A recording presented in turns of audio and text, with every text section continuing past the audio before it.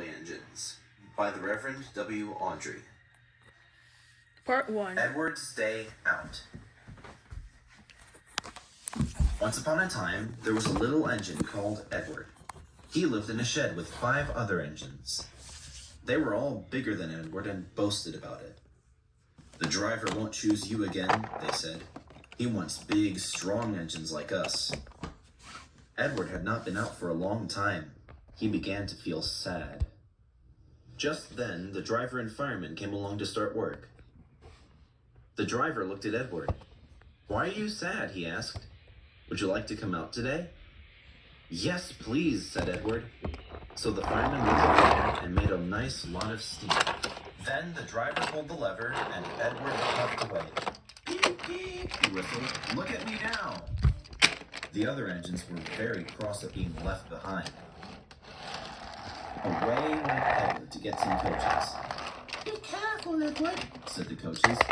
"Don't beep and bang us like the other engines do." So Edward came up to the coaches very, very gently, and the shunter fastened the coupling.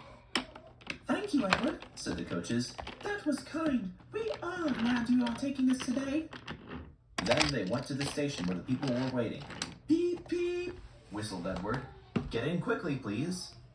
So the people got in quickly, and Edward waited happily for the guard to blow his whistle and wave his green flag. He waited and waited. There was no whistle, no green flag. Beep, beep, beep, beep. Where is that guard? Edward was getting anxious. The driver and fireman asked the station master, "Have you seen the guard?" "No," he said.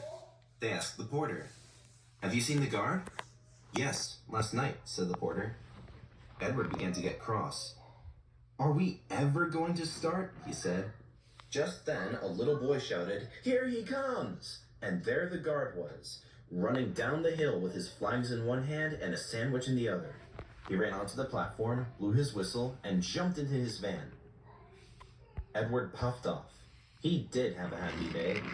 All the children ran to wave as he went past, and he met old friends at all the stations. He worked so hard that the driver promised to take him out the next day. "I'm going out again tomorrow," he told the other engines that night in the shed. "What do you think of that?" But he didn't hear what they thought, for he was so tired and happy that he fell asleep at once.